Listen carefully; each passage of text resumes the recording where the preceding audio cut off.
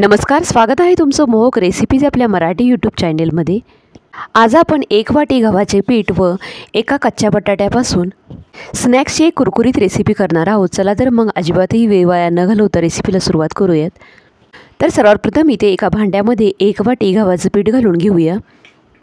हा नाश्ता अजून जास्त कुरकुरीत होण्यासाठी यामध्ये 2 चमचे बारीक रवा घालूया। इथे मी एक मध्यम आकाराचा बटाटा त्याची साल काढून आलेख साईच्या खिसणीने असा खिसून घेतलेला आहे। हा खिस 2 पाण्याने स्वच्छ धुवून घेतल्यानंतर यातील पाणी पूर्णपणे निथळून यामध्ये घालून घ्यायचं आहे। बटाटा घातल्यामुळे हा नाश्ता कुरकुरीत तर होतोच, तसेच त्याला चवही छान येते।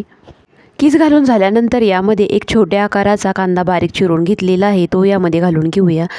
थोडीशी बारीक चिरून घेतलेली कोथिंबीर घालूया। 2 ते 3 हिरव्या मिरच्या बारीक बारीक तुकड्यामध्ये कट करून घेतलेल्या आहेत, त्या मिरच्याचे काप यामध्ये घालून घेऊया। आता यामध्ये काही मसाले घालून घ्यायचे आहेत, जसे की धनेपूड, जिरेपूड, आमचूर पावडर, चाट मसाला, हळद, हिंग, लाल तिखट हे सर्व पदार्थ पाव चमचा घेतलेले आहे। तसेच अर्धा चमचा ओवा व चवीपुरतं मीठही घालून घ्यायचं आहे। आता हे घातलेले सर्व मसाले या पिठामध्ये चांगले मिक्स करून घेऊया व ज्याप्रमाणे आपण कांद्याच्या भज्यासाठी बॅटर बनवतो अगदी त्याप्रमाणेच इथे हे मिश्रण तयार करून घ्यायचं आहे। यामध्ये एकसाथ खूप सारं पाणी न होता लागेल इतपत पाणी घालून घ्यायचं आहे। तसेच हे बॅटर खूप जास्त घट्टही करायचं नाही व खूप जास्त पातळही करायचं नाही। आता हा नाश्ता एकदम कुरकुरीत होण्यासाठी यामध्ये पाव चमचा खायचा सोडा घालून घेऊया। सोडा ॲक्टिवेट होण्यासाठी यामध्ये अर्धा चमचा पाणी घालून हे मिश्रण आता असं परत मळून घेऊया। इतपत आपल्याला हे मिश्रण घट्टसर बनवायचं आहे। इथे कढईमधील तेल चांगलं तापल्यानंतर यामध्ये छोट्या छोट्या आकाराची भजी सोडून घेऊया। ही भजी सोडताना खूप जास्त मोठ्या आकारामध्ये सोडायची नाही, तर छोट्या छोट्या आकारामध्ये सोडून घ्यायची आहेत, म्हणजे सर्वच्या सर्व भजी बाहेरून कुरकुरीत व आतून पोकळ असे तयार होतील, नाहीतर आतून अगदी पीठ खाल्ल्यासारखे लागतील। भजी सोडल्या सोडल्या लगेच हलवायची गडबड करायची नाही। अशा प्रकारे थोडंसं कढई हलवल्यानंतर 1 मिनिट झाल्यानंतरच चमच्याच्या साह्याने एकदम हलक्या हाताने भजी उलटून घेऊयात।